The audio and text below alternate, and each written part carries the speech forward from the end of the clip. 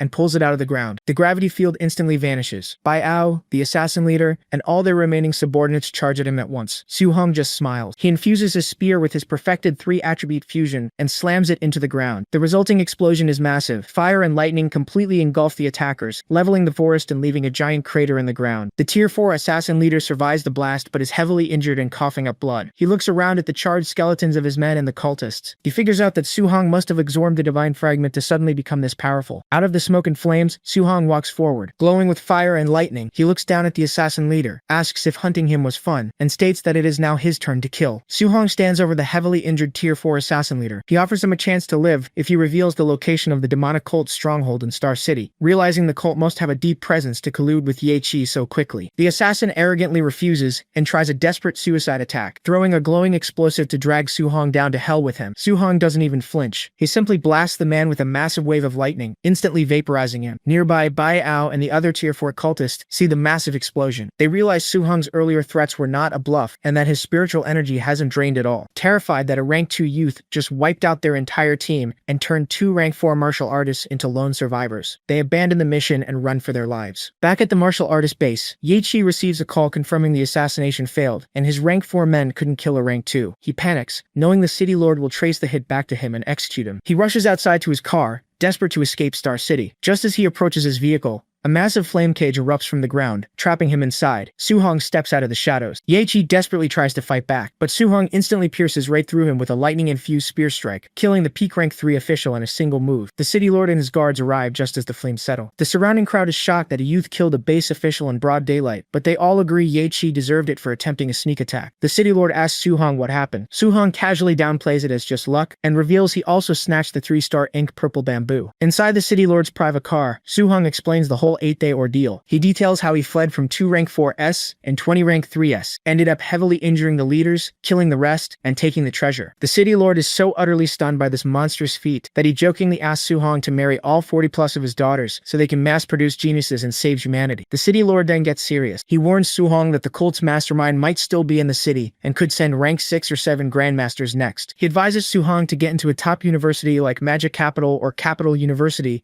in the upcoming college entrance exams, as the cult wouldn't dare attack him there. Soo-hong arrives at his new villa. His aunt panics when she sees him covered in blood, but he quickly reassures her that it's just from hunting beasts. In his room, he opens his system panel and sees he has accumulated 3,105 martial values. He realizes if he puts it all into blood chi, he could break through to rank 3, but his mental strength would fall behind. He decides to balance his stats instead. He upgrades his mental strength to 501, officially making him a rank 2 spirit reader, and leaves his blood chi at 7075. The moment his mental strength upgrades, his improved telekinesis passively causes a glass of water on his desk to float into the air. The next day, Soo-hong returns to Star City No. 1 High School. Inside the classrooms, students are wildly sharing stories about how Soo-hong wiped out over 100 people at the training camp with a single spear swing, completely in awe of his genius. Suddenly, someone shouts that Soo-hong actually came to school today. Soo-hong is casually walking through the corridor when he hears a loud rumbling behind him. He turns around to see a massive mob of students sprinting toward him with glowing red eyes, aggressively screaming his name and telling him not to run. Sweating and completely terrified, Soo-hong braces himself, wondering what on earth he did to offend the entire school. Soo-hong runs down the school hallway, desperately trying to escape a massive crowd of students chasing him. They heard the rumors about his exploits at the training camp and are aggressively demanding to hear the details. Suddenly, Teacher Lee grabs him by the head, stopping him in his track. They tell Soo-hong to stop running because the principal is waiting for him in his office. Inside the office, the principal sits Soo-hong down and tries to secretly offer him some early and mid-stage tier 2 pills. Soo-hong politely declines, explaining that the pills wouldn't do him any good because he is already at the late stage of tier 2. The principal is completely shocked, knowing Soo-hong only just broke through recently. Soo-hong casually explains that he ran into some people trying to kill him, and the intense fights helped him earn a lot of martial values to improve faster. Curious to see this rapid progress, the principal takes Soo-hong to the school gymnasium for a sparring session. A huge crowd of students surrounds the basketball court to watch. The principal, a tier 3 martial artist, flares his aura and tells Soo-hong to make the first move. Soo-hong doesn't hold back. He charges forward and unleashes his cloud-hidden gale punch. The principal meets the attack head-on with his giant rock fist. The two fists collide, creating a massive shockwave that cracks the floor. The intense pressure completely shatters the principal's rock armor and forces him to slide backward. The principal realizes that Soo-hong's power is already at the tier 3 level, even though the kid isn't even using his full strength. Realizing he might actually lose and embarrass himself in front of the entire student body, the principal quickly stops the fight and admits defeat. He praises Soo-hong, declaring that his combat power is comparable to a late-stage tier 3 martial artist. The surrounding students go wild, cheering that their school finally has a genius who can get into the elite demon martial university. Knowing there is only 1 month left until the college entrance exam, the principal promises to help Soo-hong find sparring partners to push him into tier 3. For the next few weeks, Soo-hong's routine consists of sparring with the principal during the day and cultivating his guidance techniques at home during the night. Eventually, the principal brings in his old comrade, Croce Chen, to take over the sparring. When even that isn't enough, they call in President Wu of the Martial Arts Association. President Wu is a fierce tier 5 martial artist who holds absolutely nothing back. She ruthlessly beats Soo-hong into the ground day after day. A month passes just like this. With only 5 days left until the college entrance exams, a heavily bruised Soo-hong lies on the floor and tells President Wu he needs to stop because he's about to break through. She grabs him by the hair, thinking he's just making up excuses to avoid training. However, Soo-hong's body suddenly erupts in a massive wave of red energy. President Wu senses the power and realizes his blood chi has actually reached 1,000. She immediately orders her staff to rush over 2 bottles of tier 3 breakthrough pills. She tells Soo-hong to break through right there in the training room. Soo-hong thanks her, sits cross-legged on the floor, and focuses his energy as his wounds begin to heal, finally ready to become a tier 3 martial artist. Down on the first floor of the Martial Arts Association, people stare in complete shock. President Wu, who is usually a serious tomboy, walks through the lobby humming a tune with a cute smile on her face. The staff whispers that she must be in love. The school principal and old Shin arrive, laughing at the idea of her being in love, and head to the backyard to find her. In the backyard, Soo-hong is sitting cross-legged on the ground, glowing with intense red energy. He struggles to contain the power, and his first breakthrough attempt fails with a small shockwave. He decides to try one more time. Half an hour later, he successfully compresses all the violent blood chi into his body. He opens his eyes, yells out, and releases a massive burst of energy. Standing up, he marvels at the feeling of finally being a tier 3 martial artist. He casually punches the air, and a massive flaming fist made of pure blood chi shoots out and smashes into the wall. He checks his system and sees his blood chi has reached exactly 1,000. He realizes that at tier 3, he doesn't even need to rely on martial techniques to launch long-range attacks. Excited to share the good news, Soo-hong runs straight inside. However, his clothes were destroyed during the breakthrough. He bursts through the doors half naked, completely surprising President Wu, the principal, and old Ken. President Wu blushes and yells at him for having the guts to flash her. Meanwhile, at the city lord's mansion, Lin Xinghe runs to his father,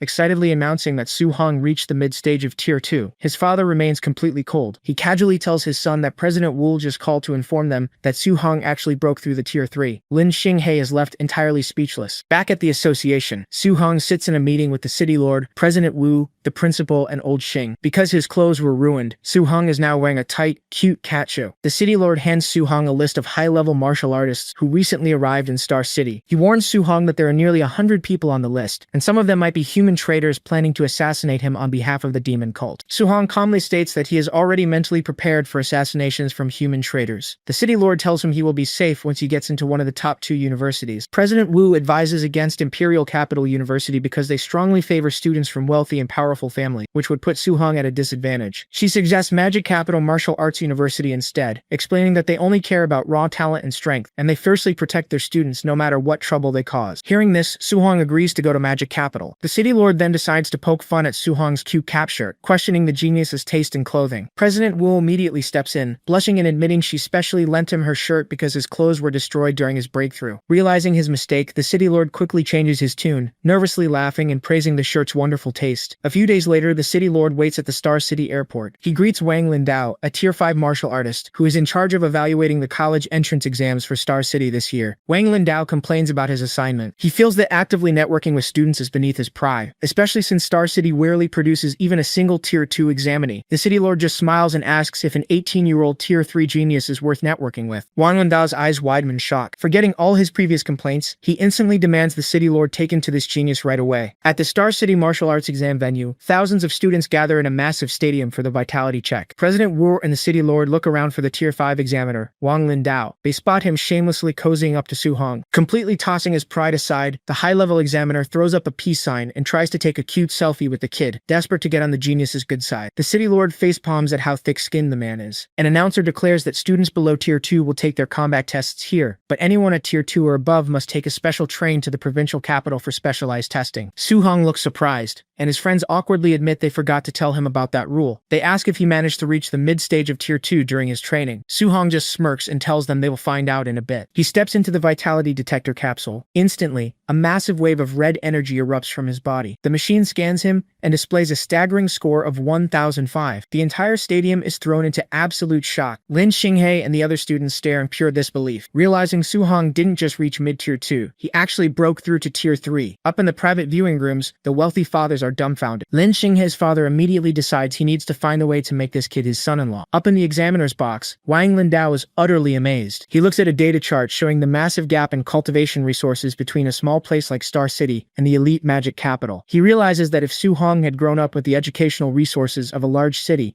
his terrifying talent might have already pushed him to Tier 4. Down below, the crowd swarms Su-hong. Students scream that they love him and want to have his babies. Feeling completely uncomfortable with the intense attention, Su-hong hurries away. In the end, only 4 students from Star City qualify for the specialized testing: Su-hong, Wan Qiantou, Lin Xinghe, and the spirit reader Xiao Yan. They board the special exam train, heading to the provincial capital. As they walk down the aisle, students from other cities try to intimidate the Star City group by aggressively releasing their fiery Tier 2 auras. Su-hong's friends flare their own auras to push back, but Su-hong decides to shut it down immediately. His eyes glow bright blue as he unleashes his full spiritual pressure. The energy explodes outward, forming into a massive, roaring blue dragon that sweeps through the entire train car. The overwhelming Tier 3 pressure instantly shatters the other students' auras, slamming them back into their seats in pure terror. Sweating and trembling, the rival students realize a backwater city actually produced a Tier 3 monster. They silently agree that if they run into him during the exam, they will flee without hesitation. With the train car completely silent, Su-hong casually walks down the aisle and takes his seat. His friends ask which university he is aiming for, revealing that all 3 of them plan to apply to Magic Capital Martial Arts University. Su-hong smiles and says he is also planning to go there, meaning it will be comrades in arms. His friends are thrilled, knowing they can set their minds at ease with him on their side. Su-hong remembers President Wu telling him that Magic Capital accepts everyone based purely on talent and strength, regardless of their background. He smiles, ready to make his mark at the university. On the train, students from other cities approach Su-hong. They brag about their strength and boldly declare they will defeat him in the exam. Su-hong just stares at them and casually replies with a simple okay. His deadpan reaction completely deflates their excitement and leaves them confused. They arrive at Tianxing Square in Hangzhou, where a massive crowd is gathered around a giant mechanical sphere. This is the entrance to the secret realm. While they wait, the #1 prodigy from Wen City city, Chen Tianyan, arrives. He immediately flares his fiery red aura, revealing he is a Tier 3 martial artist. He arrogantly mocks Su Hong's group, calling them Tier 2 trash because he heard Star City's top student was only at the 2nd tier. Su Hong steps off the bus holding his spear. Chen Tianyan looks right at him but doesn't recognize him, dismissing him as looking entirely ordinary. Nearby, Old Qin is standing with the chief examiner, a Tier 7 grandmaster named Lin Beixing. Lin also thinks Su Hong looks unimpressive and questions if the kid really has a perfect affinity for 7 attributes. Old Qin just smirks and tells him that seeing is believing. The students start complaining about the delay. Suddenly, Grandmaster Lin unleashes a massive wave of red spiritual pressure that forces the entire crowd into silence. He announces the exam rules. The test takes place in the Tianxing secret realm and lasts 7 days. Students earn points by killing beasts. Map fragments to locate special beasts are hidden inside regular ones. The main target is a Tier 4 early-stage savage dragon in the center, worth 10,000 points. Finally, students can defeat each other to steal half of their opponent's points. Hearing this, Su Hong realizes the exam is designed to make the candidates fight each other. Grandmaster Lin opens the glowing green portal. Chen Tianyan and the rest of the massive crowd charge forward to get a head start. Su Hong tells his friends to go in first. He then uses his telekinesis to wrap them in yellow energy and tosses them straight into the portal. Instead of following them, Su Hong waves goodbye and walks over to the Grandmasters. He figures that earning points by hunting beasts is way too slow compared to just letting everyone else gather points so he can steal them later. He casually sits down to have a cup of tea with Old Qin and Grandmaster Lin. Lin realizes Su Hong's ruthless plan and notes that the kid and his teacher are exactly alike. Lin asks Su Hong if he is really that confident, since there are other Tier 3 candidates participating. Su Hong humbly replies that he only has a little bit of confidence. Old Qin immediately ruins the humble act by loudly bragging that Su Hong recently survived an 8-day assassination attempt, killing 20 Tier 3 demon cultists and heavily injuring 2 Tier 4s. Grandmaster Lin is completely shocked by this claim. Su Hong awkwardly scratches his cheek and admits he had to risk his life for 8 days, leaving Lin to realize just how ridiculous this kid really is. A few hours later, Su Hong is inside the Tianxing secret realm. He immediately runs into a low-stage Tier 3 bear and a Tier 3 white tiger. The bear charges at him, but Su Hong effortlessly pierces it with a fiery lightning strike from his spear. With the bear dead, the tiger tries to run away. Su Hong unleashes the third style of his spear technique, blasting a massive trench into the ground right in front of the beast. Terrified,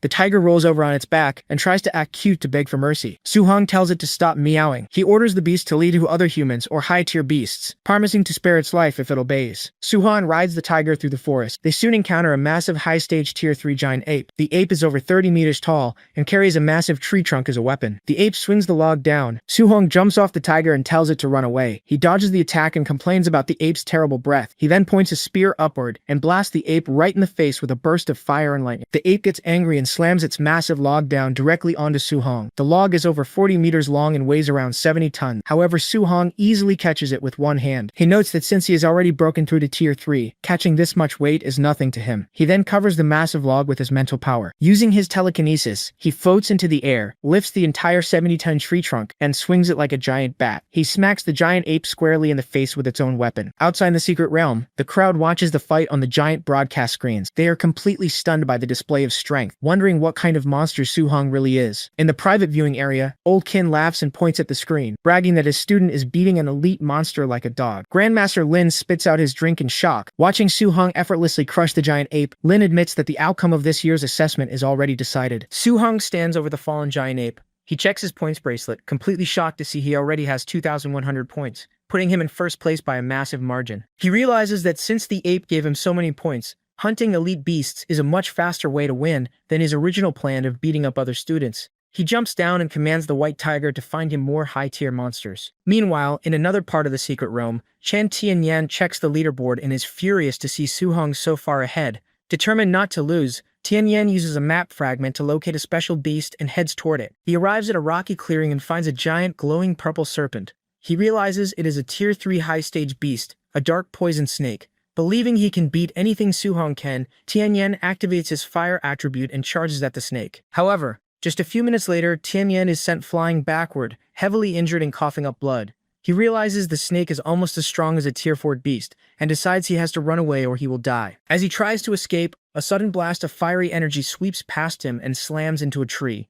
Su Hong steps out of the forest, carrying his spear and giving a sinister smile. He demands the points, but Tianyan refuses. In response, Su Hong instantly dashes forward and smashes the butt of his spear into Tianyan's face, knocking him out cold in a single strike. A group of 5 other candidates who are watching nearby are terrified by Su Hong's power. Seeing how easily he took down the number 2 prodigy, they immediately beg for mercy. Su Hong tells them he will spare them if they all hit the unconscious Tianyan to share the blame. They agree and take turns beating him up. Su-hong rides away on his white tiger, leaving the beaten candidates behind. He soon finds the giant purple serpent. He leaps off his tiger, charging his spear with a massive aura of golden lightning and fire. Using his 9 sky-breaking spears technique, he thrusts forward and obliterates the giant snake in one hit. An hour later, Tianyan finally wakes up.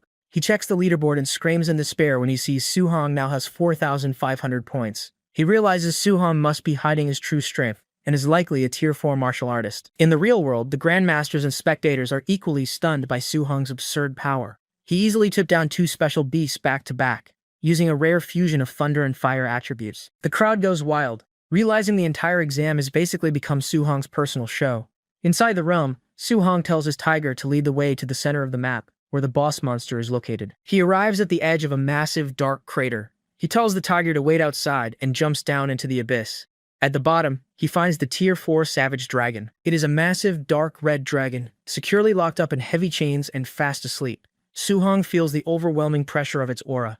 He knows that in a head-on fight, he would likely lose. But since it's asleep and chained up, he decides a surprise attack is the best option. He notices a very specific, unprotected spot on the dragon's backside. Smiling wickedly, Su-hong channels all his elemental attributes, thunder, fire, and gold, into his spear. He winds up and violently thrusts his ultimate move directly into the dragon's exposed rear end. Su-hong's spear strikes true, hitting the dragon right in its most vulnerable spot. Blood splatters, and the beast jolts awake, roaring in agonizing pain.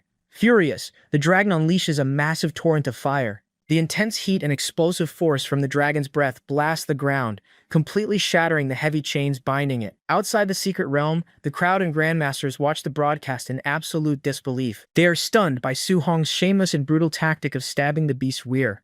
They quickly realize the chains are broken, and the savage dragon is now completely free. The unbound dragon lets out a deafening roar, sending a massive pillar of energy into the sky. Su-hong stands his ground, excited. Now that the beast is unrestrained, he can finally test his true combat power by going all out. The dragon blasts another massive wave of fire.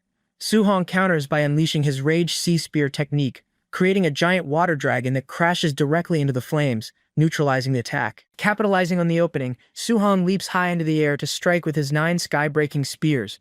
However, the dragon reacts surprisingly fast, swinging its giant claw to swat him away. Su-hong barely manages to block the strike with his spear shaft, skidding backward across the rocky ground from the heavy impact. Wiping his mouth, Su-hong admits he underestimated the fat dragon's speed. But he smiles, knowing that in terms of pure physical strength, his newly upgraded Overlord body is far superior. He charges his fist with explosive power, dashes forward, and delivers a devastating punch straight into the dragon's chest, sending the massive beast reeling backward with a painful roar. Su-hong's punch creates a massive shockwave, but the dragon quickly recovers. It swipes its claws, sending out sharp blades of air. Su-hong charges his spear with lightning and fires off a series of attacks to counter the strikes. As the attacks collide, the dragon realizes Su-hong's raw power is no joke. It rears back and unleashes a massive blast of fiery breath, covering the entire area in flames. Outside the portal, the Grandmasters are stunned by Su-hong's physical strength. Grandmaster Ling thought Su-hong's Overlord body was just a regular constitution, but seeing him match the Savage Dragon's physical power, he realizes the boy must have perfectly fused his elements to maximize his body's potential. Inside the realm, Su-hong easily breaks through the fire breath using his lightning-charged spear.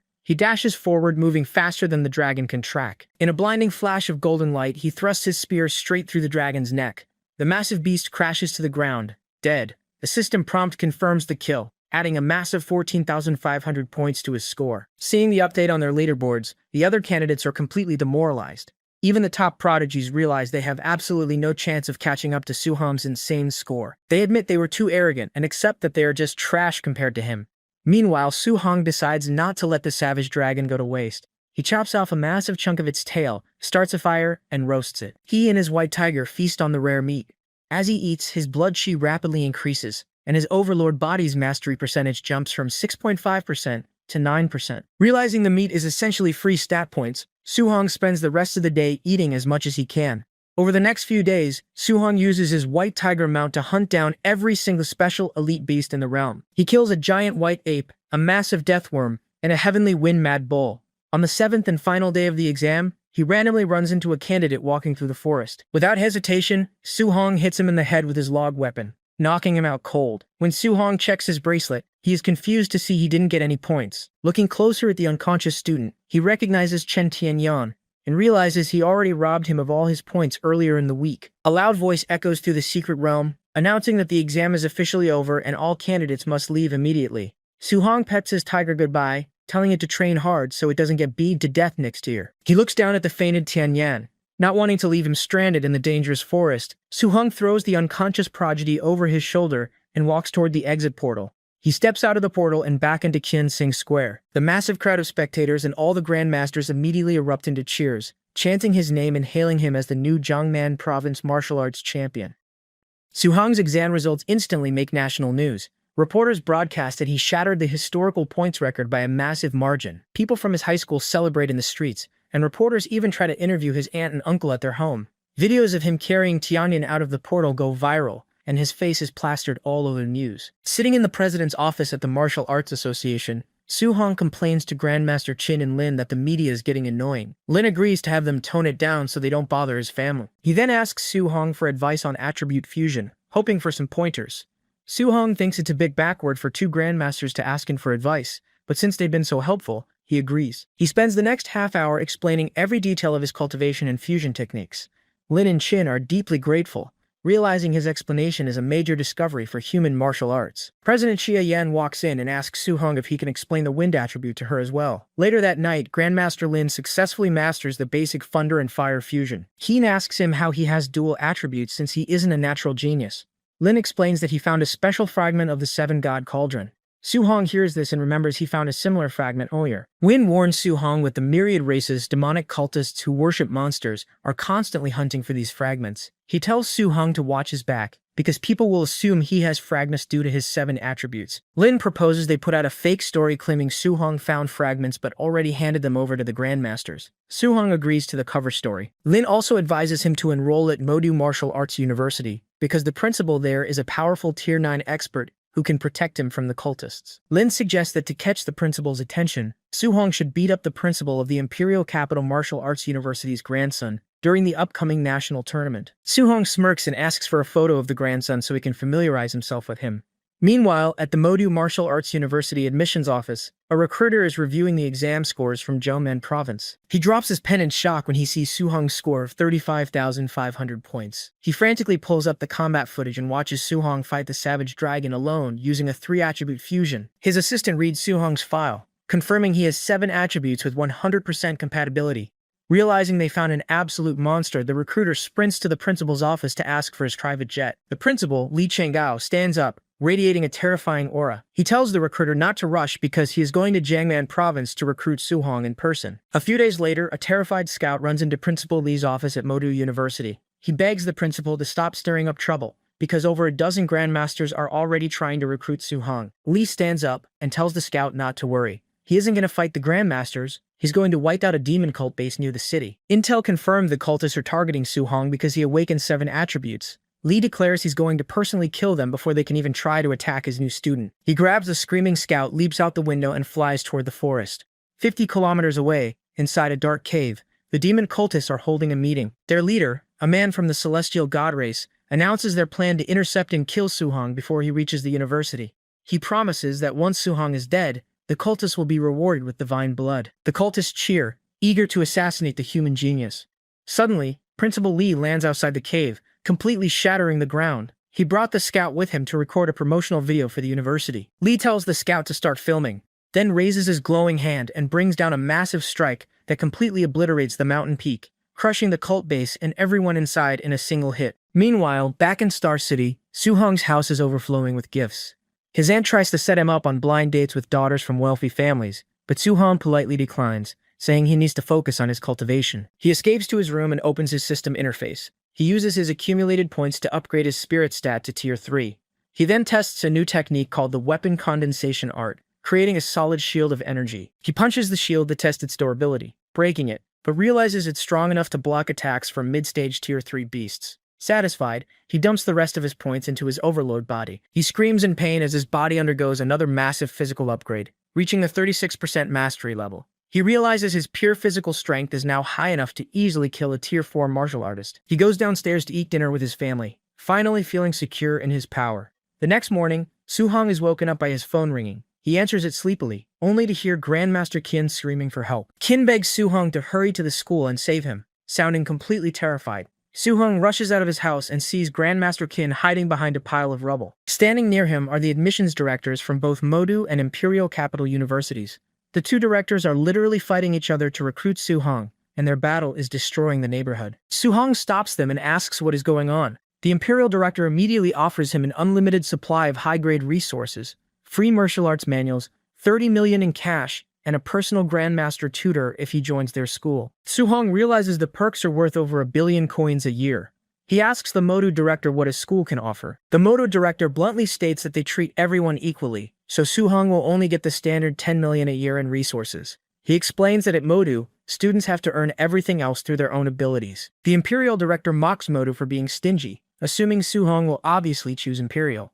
However, Su-hong surprises everyone by choosing Modu. He explains that while Imperial offers great perks, Modu's competitive environment offers more freedom and the opportunity to truly push his limits. The Modu Director laughs, praising his ambition. He tells Su-hong to report to the school the very next day. Su-hong is confused since it is still summer vacation, but the director explains that Modu students don't rest. They spend their summers fighting in freshman tournaments, virtual ladder matches, and experiential missions. Su-hong realizes Modu is a pure battleground and accepts the challenge. Later that day, the Imperial Director tries to recruit other top students from Jiangnan Province as a backup plan. She visits the homes of the 2nd, 3rd, and 4th place prodigies, including Chen Tianyan, but is shocked to learn that every single one of them also chose Modu. They all want to follow Su-hong just to get a chance to beat him and prove they are the true #1 genius. The next day, Su-hong arrives at the Modu railway station.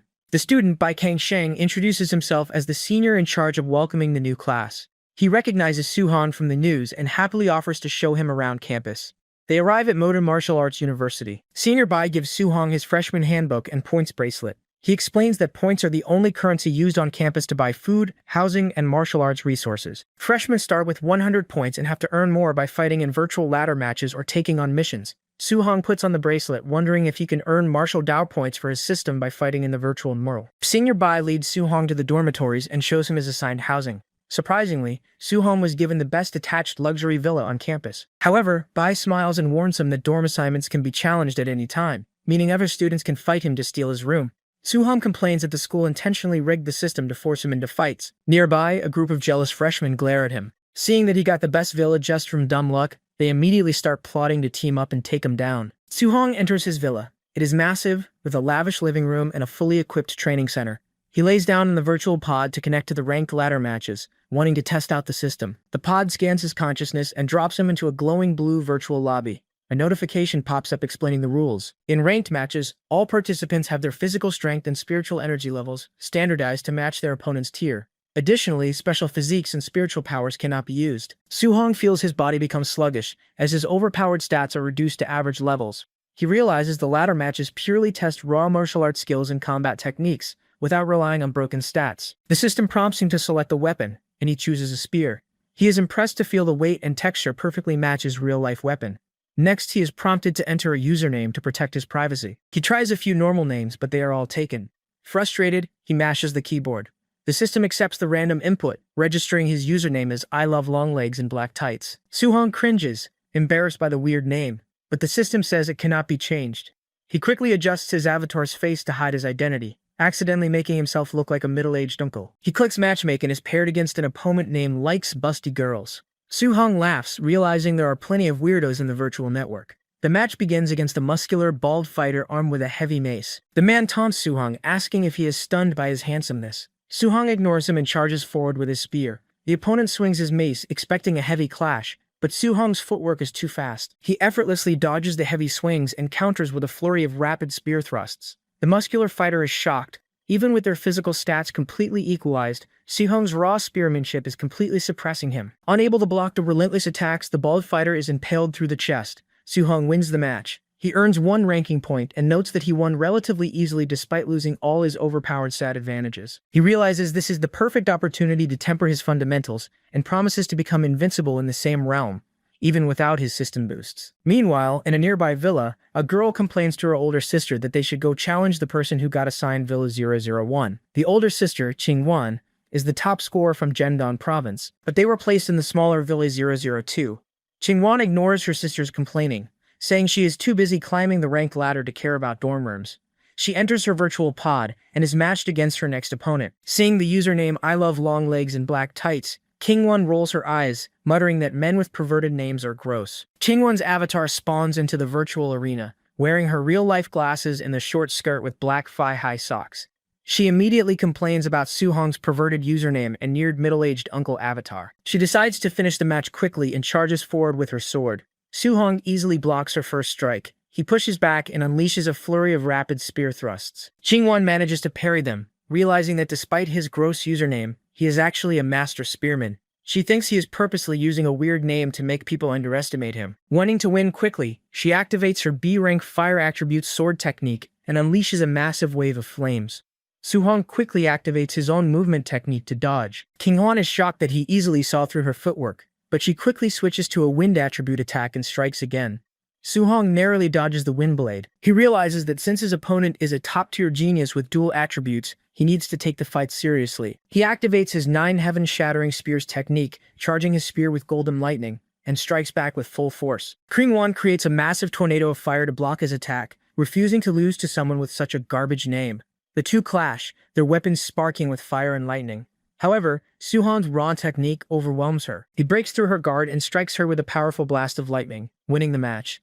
As the virtual arena fades away, Kingwon blushes in embarrassment, angrily cursing Suhong's name. She promises to track him down, defeat him, and force him to change it to something normal. Suhong wakes up in his virtual pod, satisfied after the exhilarating fight. He checks his points bracelet and notices a friend request from a user named Qinghwan. He accepts it and asks who she is. Kingwon replies that they just fought, and introduces herself as the beautiful girl from the match. Suhong immediately assumes she is a scammer trying to hit on him for money. He replies that seduction won't work because he is broke, and then instantly blocks her. In her own villa, Kingwon reads the blocked message and screams in frustration, calling him a jerk. Suhong climbs out of his pod, glad he didn't fall for the obvious scam. Feeling hungry, he decides to head out and try the school's cafeteria food. He steps out of his villa's front gate, only to find a massive crowd of angry freshmen waiting for him. The students instantly start shouting, demanding he fight them for the rights to his luxury dorm. Suhong just sighs, his stomach grumbling. Suhong tells the crowd to attack him all at once because he's in a hurry. The students are surprised by his confidence and ask if anyone knows who he is.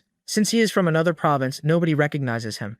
Thinking Suhong is just a nobody trying to bluff, a student named Wang Tang steps up to challenge him. He powers up with red energy and throws a heavy punch.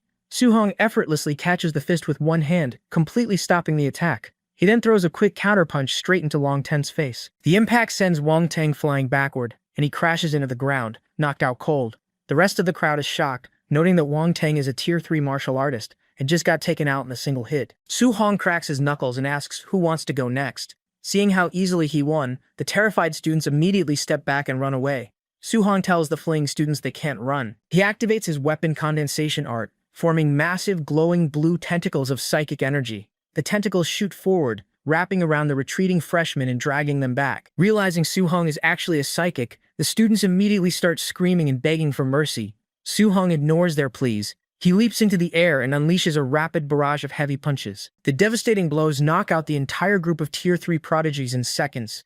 The remaining spectators watch in absolute shock. They realize this unknown kid must be Suhong, the legendary Jiangnan province top scorer who soloed a Tier 4 savage drat. The state of Suhong shuts his system interface. He receives a few dozen martial Dao points for each student he knocked out. He complains that since he broke through the Tier 3, beating up other Tier 3 practitioners yields fewer than 100 points per person. He notes that earning points is getting harder and harder. He looks up and notices a large group of Tier 2 freshmen watching him from down the street. The students freeze in terror, quickly raising their hands and insisting they are only there to watch, not challenge him. Suhong just gives them a sinister smile. He figures that while Tier 2 students aren't worth many points, it's still better than nothing. The students scream for help as Suhong charges at them. 1 minute later, the entire street is littered with unconscious freshmen. The beaten students groan in pain, calling Suhong brutal for picking on people weaker than him and threatening to tell a teacher. Suhong arrives at the cafeteria, carrying a large tray of food. He scans his points bracelet to pay, noting that a single meal costs 5 points. He realizes the 100 starting points the school gives freshmen are only enough for 20 meals. He sits down at a table and notices 3 familiar faces from Jiangnan province: Wang Tiantuo, Xiao Yan, and Lin Xinghe. Tiantuo is surprised to see him looking so happy. He asks Suhong if he managed to get a private dorm room. Suhong asks if the dorms are really that bad. Tiantuo complains that he was assigned to a cramped 8-person room, and feels insulted by the school. Suhong asks the other two what they got. Xinghe, who has long hair and slightly feminine features, angrily yells that he got assigned to a 4-person girls' dorm just because his hair is long. Xiaoyan, a tomboyish girl, yells that she got assigned to a boys' dorm. They both complain that the school just judged them based on their looks without actually checking their files. Suhong awkwardly offers his condolences. They ask him again what dorm he got. Suhong tries to avoid the question, saying they should just eat, but they press him for an answer, assuming he probably just got a studio apartment. Suhong finally admits he got his own private luxury villa. The three of them instantly freeze, staring at him in complete silence. Knowing they are definitely jealous, Suhong quickly excuses himself and hurries out of the cafeteria. Back at his villa, Suhong climbs into his virtual pod and logs back into the ranked matches. He fights match after match, using the equalized stats to temper his spearmanship and movement techniques. He only stops when his mental power is completely drained. He checks his profile and sees he reached Bronze 4-star. Lying in bed, Suhong realizes that even with his overpowered Tier 3 psychic mental strength, he could only handle 8 matches in a row before exhausting himself. He figures normal students probably have to rest for a long time after just 1 or 2 simulated battles. He falls asleep, preparing for whatever challenges Modu University will throw at him next. Suhong sleeps soundly, knowing his high mental power will let him progress faster than everyone else. Suddenly, a loud announcement blares across the campus, waking him up. All freshmen are ordered to assemble at Field 13 within 10 minutes. Anyone late will lose 10 points for every minute they delay. Suhong grabs his spear and rushes out of his villa. He complains that the penalty is brutal, since he barely earned 20 points from all his hard work in the virtual arena. As he runs down the street, a voice suddenly calls out his embarrassing virtual username. Suhong freezes in shock, wondering how someone figured out his real-world identity so fast. He turns around and sees a girl with glasses and a black skirt. It's Qinghwan, his opponent from the ladder match. She angrily demands to know why he rejected her friend request and blocked her. Suhong recognizes her as the girl he thought was trying to scam him online. He groans internally, annoyed that she actually managed to track him down in real life. Suhong tries to play dumb, asking if she mistook him for someone else. Hanwon easily calls his bluff. She points out that he uses a spear, fought 8 virtual battles in a row, and clearly has at least rank 3 mental power. Since most psychics use flying daggers or small hidden weapons, a psychic wielding a heavy spear makes his identity incredibly obvious. She introduces her real name as Gu Wanhuan, and politely asks to be friends. Suddenly, Wanhuan's younger sister pops up from behind her. She is completely shocked that her sister is taking the initiative to add a guy when she previously rejected over 100 friend requests. Wanting to see what is so special about him, the younger sister leaps forward and attacks. She unleashes a flurry of fast kicks, but Suhong effortlessly blocks every single strike with his freed hand. She teases him mid-fight, asking if he wants to compete to be her sister's boyfriend. Huan sighs and tells Suhong he has permission to fight back, warning him that her sister won't listen to reason unless she gets beaten up first. Taking her at her word, Suhong agrees. He immediately counters with a fast, heavy thrust of his spear shaft, striking the younger sister directly in the stomach and sending her sliding far across the pavement. She regains her balance next to Huan, sweating, and admits that his strength is actually terrifying. Huan calmly agrees, having already experienced it firsthand. The younger sister asks Suhong how much force he used in his attack. When he tells her it was only 30%, she shows him her bruised arm and asks if he is even human. Despite the hit, she steps forward and asks to add him as a friend. Suhong figures friends are made through fighting and agrees, thinking she seems straightforward enough. The system confirms the friend request for both sisters. Seeing his username, the younger sister immediately calls him a pervert. Han just tells her sister not to judge other people's preferences. Deeply embarrassed, Suhong tries to explain that the name was just an accident and regrets picking something so weird. Suhong arrives at the sports field. A massive crowd of freshmen has already gathered. He immediately runs into his friend Tian Tuo, who tells his roommates about Suhong. The roommates recognize Suhong from the news and excitedly beg for autographs. Suhong asks where the other 2 friends are. Tian Tuo points out that the tomboyish Asho Yan is running away from a mob of thirsty guys in her boys' dorm. Meanwhile, the long-haired Xing He is getting violently beaten up by the girls in his dorm, who think he's a pervert trying to sneak in. Suhong awkwardly ignores the chaos, calling it brutal. Suddenly, a massive wave of oppressive aura sweeps over the field, silencing the entire crowd. Principal Li Chenggao steps out onto a raised platform. He announces that he gathered everyone here so they could get to know each other through their strength. He orders everyone to release their blood auras, declaring that the last person standing will win a reward of 50 points. The students immediately power up. Tang Gaiyun, a high-stage Tier 3 martial artist, flares his aura, proudly declaring that the points are his. Right beside him, another high-stage Tier 3 prodigy named Fan Hai powers up and challenges him. Across the field, Hanwaran and her sister unleash their own massive red auras, revealing that they are also high-stage Tier 3. Suhong looks around and notices dozens of other high-stage Tier 3 martial artists powering up. He is surprised, noting that in his province, he was the only one at that level. Yet here, geniuses from other provinces are everywhere. Tiantuo is struggling to stand under the pressure. He looks at Su Hong, completely baffled that he is withstanding the combined auras of so many prodigies without even releasing his own. Su Hong realizes he forgot and decides he might as well join in. A nearby prodigy sneers at Su Hong, telling him to back off because he is about to get serious. The prodigy unleashes his own aura, trying to crush Su Hong. However, Su Hong just smirks and finally releases his blood aura. A massive wave of dark red energy erupts from his body, violently pushing outward. The force is so strong it instantly knocks the cocky prodigy to his knees, making him cough up blood. The surrounding students panic and run away, unable to breathe under the overwhelming pressure. They realize Su Hong's aura feels significantly stronger than all the other high-stage Tier 3 prodigies. The other top students recognize him as the guy who killed the savage dragon, and decide they want to test if the rumors are true. Jealous that a low-stage Tier 3 student got assigned to Villa 001, the prodigies decide to team up against him. They combine their blood auras, merging them into a massive glowing red dragon of pure energy. The energy dragon roars and charges directly at Su Hong. The massive red dragon made of combined blood aura dives straight at Su Hong. Despite the overwhelming pressure, Su Hong stands his ground. He scoffs, telling the dozen high-stage Tier 3 prodigies that their combined signatures are nothing special. He stomps his foot, bracing himself, and reaches his hand out. Channeling his own dark red aura, he commands the energy dragon to shatter. A brilliant flash of golden light erupts from his hand, tearing through the red dragon and completely dispersing the combined attack. The shockwave sweeps across the field, leaving the other prodigies stunned. Su Hong lowers his hand and casually asks if it is over already. The prodigies are in complete disbelief. They can't understand how a single low-stage Tier 3 student managed to tank a combined attack from over a dozen high-stage fighters head-on. They finally realize why he was assigned to Villa 001, and admit that he is an absolute monster. Even Han Van is surprised, realizing Su Hong is even stronger than she originally thought. Su Hong glares at the remaining prodigies. He tells them he will remember that they all targeted him today, warning them they better not cross paths with him in the future or he will beat them up without mercy. Han Han and her sister quickly raise their hands, insisting they didn't join the combined attack. Su Hong laughs and agrees they don't count. The other prodigies grumble in frustration. They wanted to make a name for themselves today, but only ended up making Su Hong look better. However, they refuse to give up. The muscle-down Fan Hai decides that since he has the Strength King physique, he will just beat Su Hong in close combat later. Tang Gai Yun also vows to surpass him, confident that his psychic abilities will give him the edge in real combat. Nearby, Su Hong's friends from Jiangnan province watch in awe. While the other students are terrified, Xinghe proudly brags to the crowd that Su Hong is their top scorer. Up on the platform, Principal Wei smiles. He notes that Su Hong definitely knows how to make a scene, but admits he likes young people who are arrogant enough to back it up. Li announces that the orientation is over. Instead of rewarding just one person, he decides to give 50 points to every student who managed to stay standing through the pressure. He encourages the students who didn't get the reward to train hard, reminding them they can earn part and virtual ladder matches.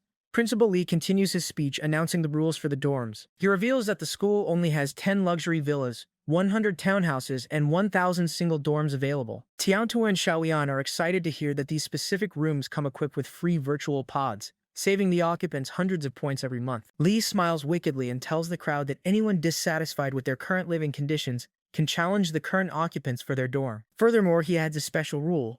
If any group of students manages to team up and defeat one of the dozen top prodigies standing in the center of the field, every member of that group will instantly earn a single dorm room. The promise of free virtual pods and private rooms completely energizes the crowd of thousands of freshmen. Knowing they have the numbers advantage, the students scream and charge directly at the top prodigies. Seeing the massive horde rushing toward them, the prodigies panic. Fan Hai suggests they team up to fight off the crowd.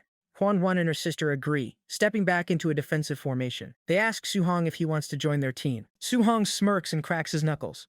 He tells them he won't join them because he isn't going to let this perfect opportunity to farm Martial Dao points slip away. He leaps high into the air and charges headfirst into the massive crowd of students all by himself. Su Hong confidently charges into the crowd, hoping for a good fight. To his disappointment, as soon as they see him coming, the students scream and scatter in every direction, warning everyone to avoid the monster. He stops in his tracks, dumbfounded, as the entire field turns into a game of keep away. Every time he moves toward a group, they immediately pivot and run the other way. He watches in frustration as they prefer to fight each other rather than risk a confrontation with him.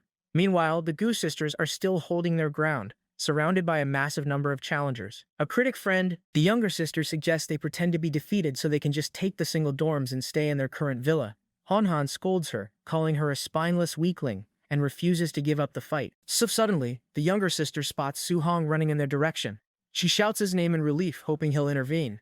The challengers, seeing Su Hong approaching, immediately panic and retreat. Su Hong, realizing the Gu sisters are in trouble, leaps forward and slams his fist into the ground, creating a powerful shockwave that sends the attackers flying. The sisters are stunned as Su-hong stands before them, having cleared their immediate path.